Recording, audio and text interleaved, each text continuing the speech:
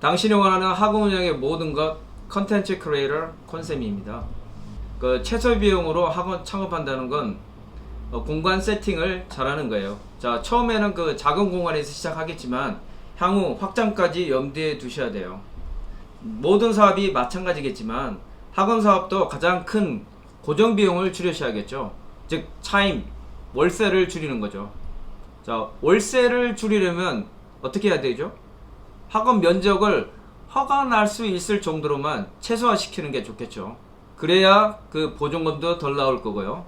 그 다음에 평수가 넓으면 보증금도 많이 나오고 월세도 차임도 많고, 그 다음에 인테리어 및 뭐 책걸상 기타 비용도 다 증가하고, 무엇보다도 그 리스크가 좀 커요. 왜냐면 처음 공간이 엄청 커 보세요.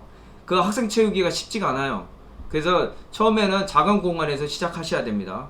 그렇다고 무조건 교실 수를 아주 줄이면 안 되는 게, 애들이 갑자기 이렇게 늘어날 때가 있어요. 왜냐면 소문이 너무 좋아가지고 관리가 너무 잘 돼가지고 이게 늘어나는 경우가 있기 때문에 무조건 그 작게 하면 복도에 아이들이 그냥 북적북적 거려가지고 발 디딜 틈도 없이 너무 답답한 그런 공간이 되어버립니다.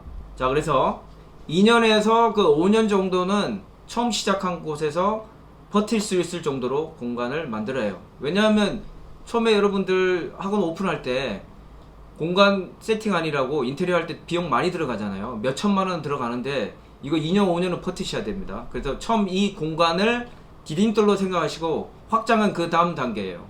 자, 그러면 지금부터 장기간 그 버틸 수 있으면서 최소 비용으로 그 가성비 쩌는 학원 창업하는 방법 알려드릴게요. 자, 이거 기준은 서울 기준입니다. 뭐 경기도 뭐 지방에 다 기준이 다 달라요. 학원 허가 평수가 다 다르기 때문에. 자, 서울 기준으로 학원 허가 나는 최소 면적인 강의실만, 순수 강의실만 말하는 거예요. 70제곱미터, 즉 21평입니다. 뭐 복도, 화장실, 상담실 모두 다 제외하고 가르치는 그 공간, 강의실만 21평이 나와야 되는 거죠.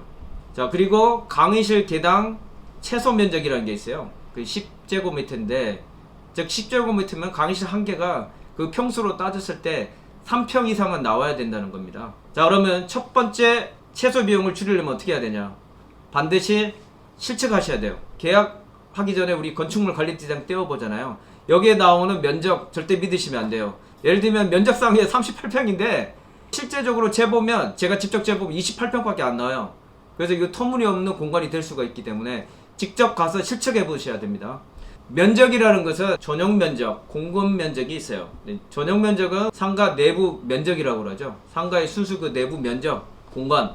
공급 면적이라는 것은 뭐 엘리베이터 앞 공간, 뭐 그 다음에 복도, 이런 공간을 모두 포함한 거예요. 그래서 이 공급 면적으로 봤을 때는 되게 넓게 나올 수도 있는데, 실질적으로 실평수를 재면 공급 면적보다 낮은 수치가 나올 수가 있습니다. 그래서 우리는 전용 면적 그 실평수 중에서도 가르치는 공간, 강의실 면적이 21평이 넘어야 하고요. 계약성을 믿고 덜컥 계약했다가 계약금 날리지 마시고 반드시 상가 내부 가서 정말 실질적으로 실측을 하셔야 됩니다. 그 다음에 두 번째는 교실 수는 강의실 플러스 관리실. 관리실이라고 해서 제가 말한 거는 대강의실입니다. 그래서 이게 최소한 2개 이상으로 하셔야 해요. 반드시 학원은 관리실, 즉 대강의실이 있어야 돼요. 관리가 안 되면 학원은 폭망하기 때문입니다.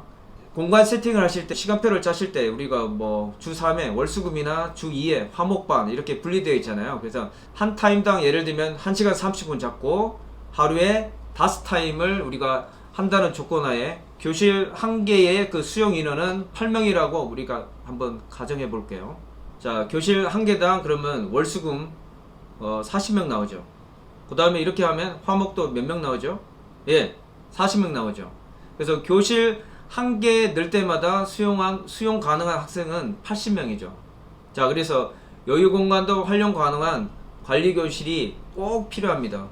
그 다음에 셋째, 주공 공간. 이 주공 공간을 최소화하셔야 됩니다. 자, 여기서 제가 주공 공간이라고 하면 강의실 면적만 빼고 나머지 복도, 뭐 상담실, 뭐 이런 것들을 말하는 겁니다. 그래서 강의실 외에 복도, 화장실, 기둥 이와 같은 면적을 아주 최소화시켜야 합니다. 그래서 물론 화장실은 남녀 구분해서 있어야 되고요. 자, 여기서 그냥 팁 나갑니다. 학원 문을 딱 열자마자 화장실의 위치가 이 문하고 아주 멀리 떨어져 있게 되면 사이즈가 나올지 않을 수도 있습니다. 만약에 이 화장실이 이 출입구하고 멀리 떨어져 있는 경우는 화장실 가는까지 그 복도라는 공간을 내야 되잖아요. 그래서 이게 죽은 공간이 되어버리는 거예요. 그래서 두 번째 팁은 강의실을 최소화시키려면 어떻게 돼? 21평을 만들려고 하면 학원 문을 열었을 때 강의실 문이 바로 연속으로 3개 정도가 딱 나올 수 있게끔 세팅해야지 죽은 공간을 최소화할 수 있습니다.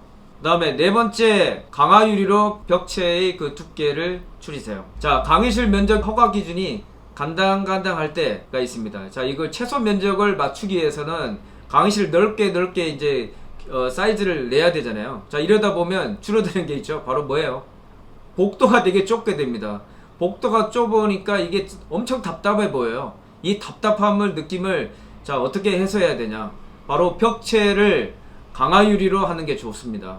자, 일반 그 벽체, 즉 석고보드로 벽을 세우게 되면 그 두께가 11cm 정도 돼요. 그리고 강화 유리로 하게 되면 이 두께가 한 6 내지 7cm 정도 됩니다. 그래서 두께로 봤을 때 한 절반 정도를 공간을 더 확보할 수 있기 때문에 또 복도가 조금 더 넓혀지는 효과도 있을 거고요. 답답함을 해소할 수 있는 그런 효과도 있습니다. 물론 강화 유리 값이 일반 벽체보다도 비싸기는 하지만 장기적으로 봤을 때는 가성비는 쩌는 겁니다. 자, 그러면 오늘 결론입니다. 최소 비용으로 최대 인원 100명에서 200명을 수용할 수 있고, 그 다음에 향후 2년에서 5년 확장까지 고려한 가성비 쩌는 공간 세팅은 강의실 3개, 대강의실, 큰 강의실 1개, 그 다음에 상담실, 작은 상담실 1개. 이 조건의 최소 실평수 면적은 28평입니다. 서울 기준 학원 허가 기준은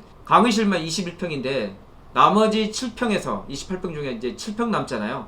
이 7평에서 복도나 상담실이 들어가는 공간 세팅을 하셔야 됩니다. 자, 안 될 것 같죠? 근데 돼요. 저는 그런 식으로 해서 1관, 2관, 3관 다 이런 식으로 확장시켰습니다. 오늘 영상이 도움이 됐기를 바랍니다.